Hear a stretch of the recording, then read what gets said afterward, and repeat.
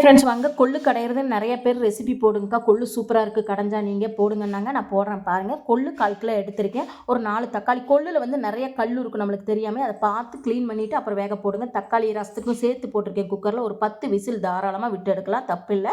எடுத்துகிட்டு தக்காளி 2 அந்த தண்ணி இருத்து ரசத்துக்கு வச்சுருவோம். கொள்ளு ரசம் அவ்வளோ நெஞ்சு சளியெல்லாம் போகும். கொள்ளுனாலே நெஞ்சு சளி போகும். மழை டைமில் அதை சேர்த்திக்கிங்க, நிறையா பிள்ளைகளுக்கு கொடுத்துங்க, சொல்லி கொடுங்க இது நல்லதுன்னு. கண்டிப்பாக சாப்பிட்டாங்கன்னா டேஸ்ட்டு சூப்பராக இருக்கும். ஒரு வடச்சட்டி வச்சு ஆயில் விட்டுட்டு கொஞ்சம் ஜீரகம், வர கொத்தமல்லி 2 3, பூண்டு, வரமிளகா, பெரிய வெங்காயம் இருக்குது போட்டேன். நீங்கள் சின்ன வெங்காயம் போடுங்க, அவ்வளோ டேஸ்ட்டாக இருக்கும். கருவேப்பிலை இதையும் போட்டு ஒரு கலக்கிங்க. உப்பு கொஞ்சம், வடச்சட்டி. ஆமாம் மறக்காமல் சின்ன வெங்காயம் இருந்தால் போடுங்க. நான் பெரிய வெங்காயம் போட்டுருக்கு. சின்ன வெங்காயம் போட்டால் இன்னும் டேஸ்ட்டாக இருக்கும். ஆறுனதுக்கப்புறம் மிக்சியில் போட்டுட்டு திரி அரைங்க, வலுவலுன்னு அரைக்காதீங்க. உப்பு போட்டு அரைச்சி எடுத்து குண்டால வச்சுட்டு தேங்காய் எண்ணெய் மறக்காமல் தேங்காய் எண்ணெய் ஊற்றுங்க அந்த கொள்ளுக்கு. அப்போ தான் டேஸ்ட்டு கொடுக்கும். ஆமாங்க, சூடான சாதத்தில் இதை போட்டு கொடுங்க. மழை டைமில் நிறைய சேர்த்துக்கங்க, மறக்காமல் இதை சொல்கிறேன் நான். குழந்தைகளுக்கும் கொடுங்க, ஏன்னா நெஞ்சு சளி இதெல்லாம் அறுக்குன்னு சொல்லுவாங்க. கொள்ளுக்கு அவ்வளோ இது இருக்குது.